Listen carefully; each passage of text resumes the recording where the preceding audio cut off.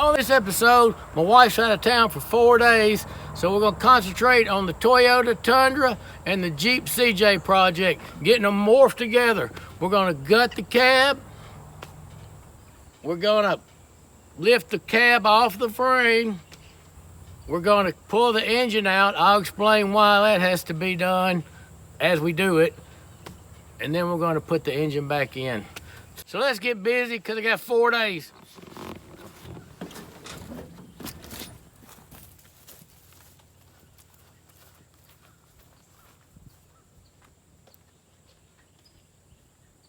I need to get the cab off, so I need to lighten it up. So to do that, I'm gonna pull the doors off.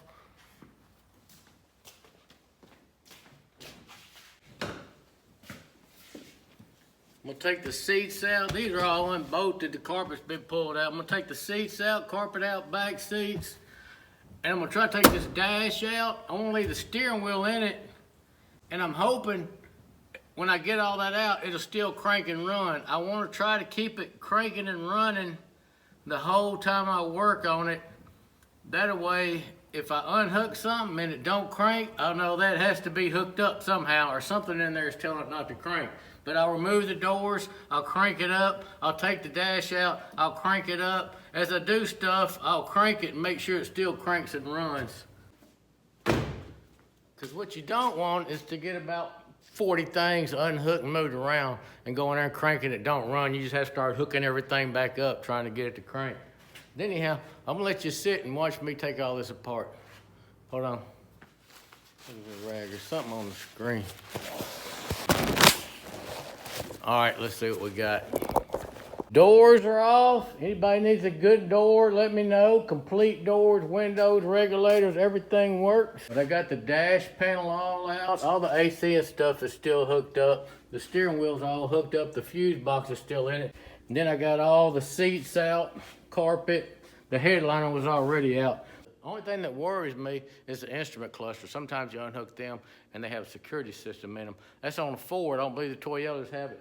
But I'm fixing to try to crank it with all that stuff out. You gotta hook the battery up first.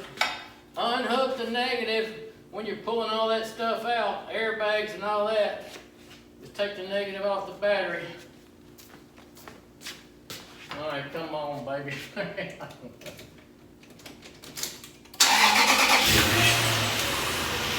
What? The windshield wipers on. Go ahead. Cranks and runs, all that out. Still cranks, and the windshield wipers are on. All that girl off. Oh, yeah, we good. Oh, really? All right here on the steering wheel. We good. I can keep on tearing it down. Next, I'm gonna remove all the AC stuff from the inside and whatever's on the outside. Try to clear off that far right side and get that done. And then we may be ready to cut some of it out, unbolt it, maybe lift it off. But anyhow, is this thing running? Yeah, it's on. Anyhow, I've got all the wires pulled inside that needs to come inside. I got the body mount bolts out. There's only 4, 1, 2, 3, 4. I've got all the wires pulled up, need to go outside. I've got the brake cylinder pulled back, the hose hooked off, everything unhooked from here. I have cut these off that was poking out. I cut them off flush just to make room, get them out of the way. All this is pulled back. Everything is off, disconnected. This body is ready to come off of this frame. I just gotta make a plan to do it, whether my lift or my skid steer, but I gotta come up with a plan.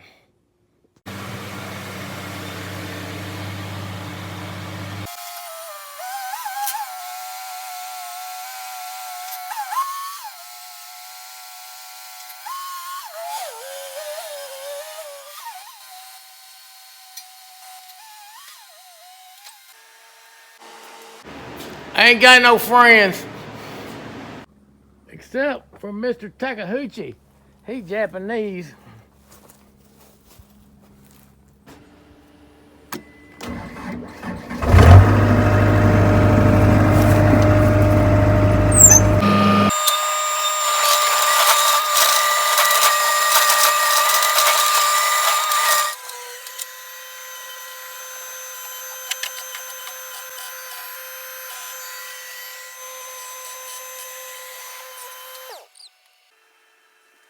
Easy peasy.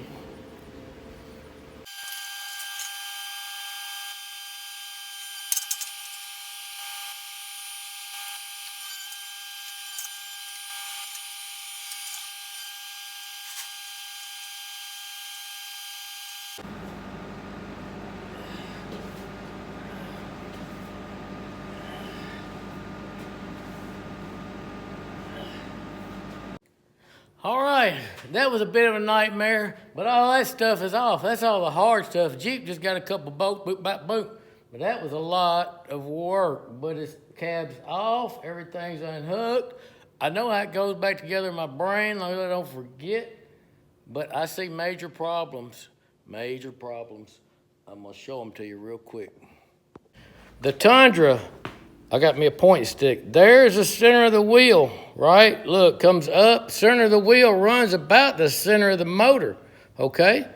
All right, the Jeep, because we have got to get that wheel in the center of this fender, no matter what. It's got to be in the center of the fender. There's no way around it. Okay, look, center of the wheel, okay, come up. The front of the motor. All right, the center of the wheel is at the front of the motor pretty much, maybe a little bit behind it, but pretty much at the front of the motor. So that means my engine, if I leave it where it is, it's gonna be sitting right about in the front of that grill, roughly. Right in there is gonna be the front of my motor. I still gotta get a fan, I gotta get a radiator, all the stuff. So that means all this would have to go forwards that much from the front of that motor to the front. I'm have to move it forward that much, which would look stupid. I'll have to extend the fenders, probably the cowl, move the hood forward. It could happen, don't get me wrong. I see a lot of them guys do that. They'll cut it, move it forward, cut the car right down the middle and widen it. I'm gonna do it a little different. I got a different plan. I'm gonna cut them motor mounts. I'm gonna take the motor out. I'm gonna cut them motor mounts out, and I'm gonna move them all the way back to roughly, it's gonna be about right here. I've done some measuring. I'm gonna move them here, and then the transmission cross member that holds it up, I'm gonna have to cut it out, it's welded, and I'm gonna move it all the way back. It's gonna be roughly at the end of this somewhere. And that whole motor is scooting back 8 inches, I believe, what I came up with. So this drive shaft's gonna be too short.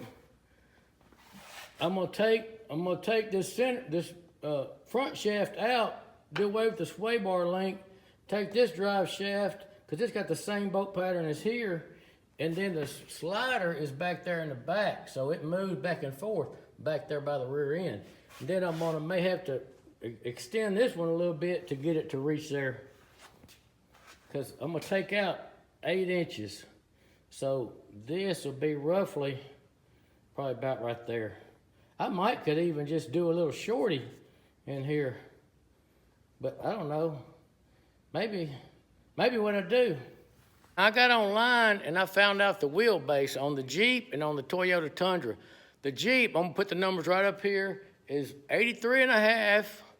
The Tundra is 128.3, which leaves a difference of about 44 inches longer. The frame is 44 inches longer than the Jeep, but I'm adding a whole nother door. I did the measuring. The door is gonna take up about 38 inches of it, which would be 38 and 44, would leave about 6 inches left. So I could just extend the bed 6 inches, and I think I won't have to cut the frame. I don't know, my mind's just racing. I gotta do one thing and then concentrate on the other. But I got to make sure the one thing I do will flow with the other. You know what I'm saying? So, you know, you don't just do one thing and then say, all right, what's my next move? As you're doing it, you need to keep looking down the line, see how everything's going to fall and lay out.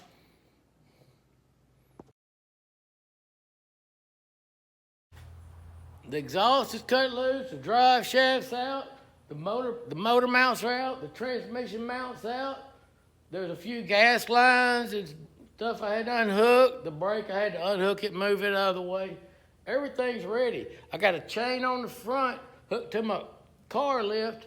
Then I got a strap in the back around the transmission. And hopefully that strap will hold. But I'm finna lift it up.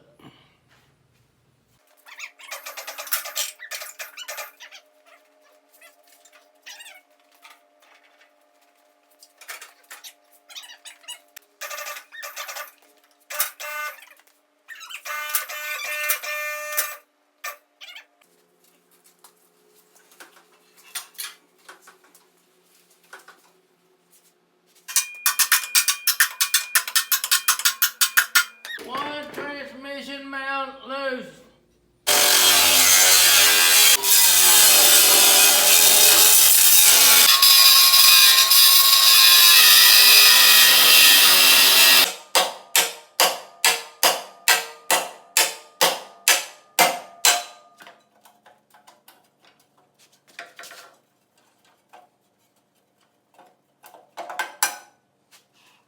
Two off.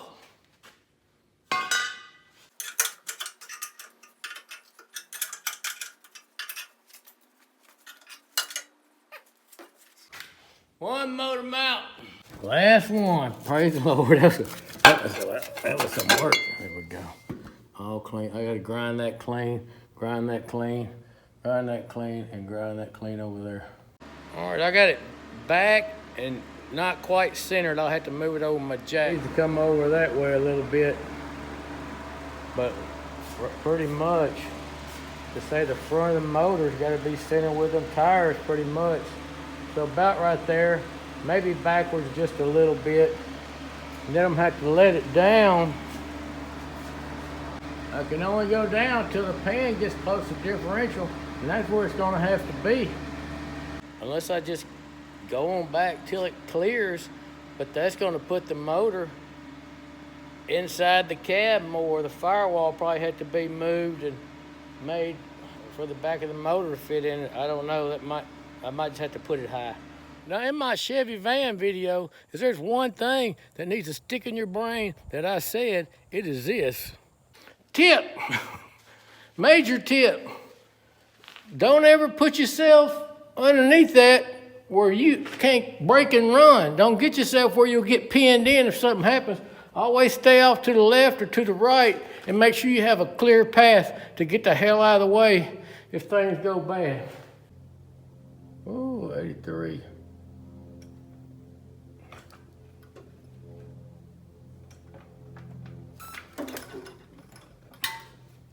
Oh, shit, my board's come off. Shit. Yeah, no matter how good you think you are, there's an old saying, shit happens. And if somebody would have been under that thing or had their hand in there, you know, be careful. Be careful. Number one thing, be careful. All right, I got it back on the straps. But let's talk pinion angle.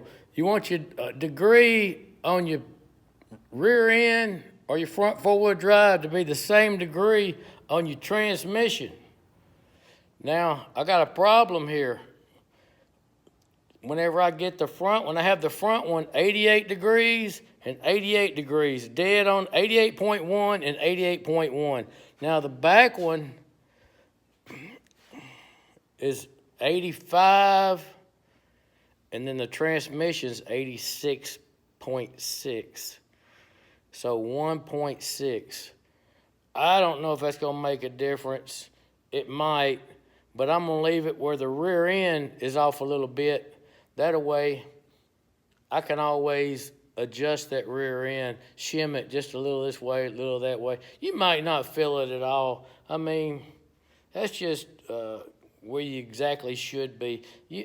I'll leave it like this.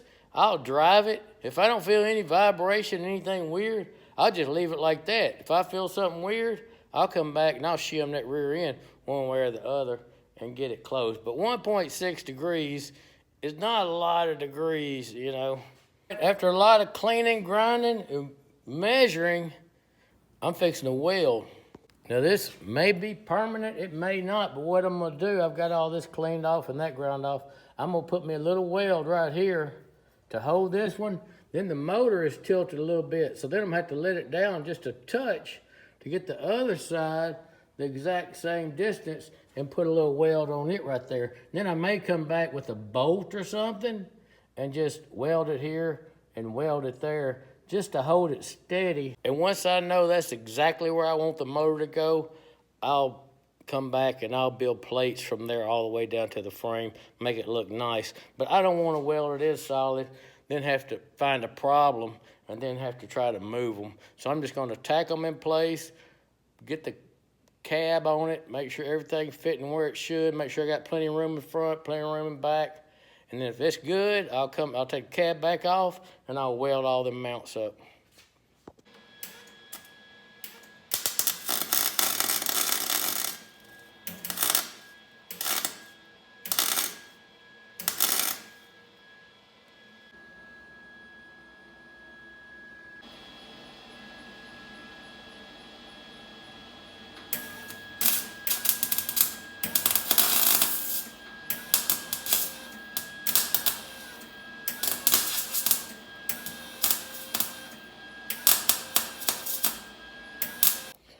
All right, it's been a long, hard, you can tell my face is dirty, my hands are dirty, everything is dirty.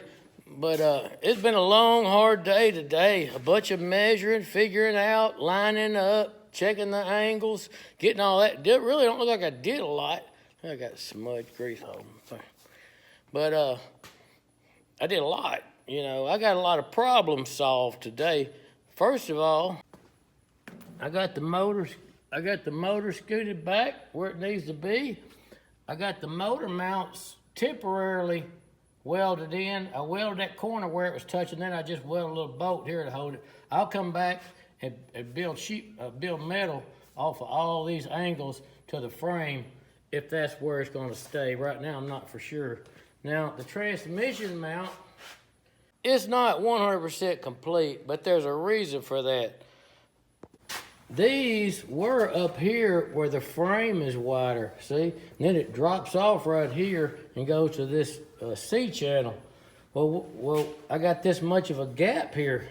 So what I'm gonna do is wait till I cut the frame.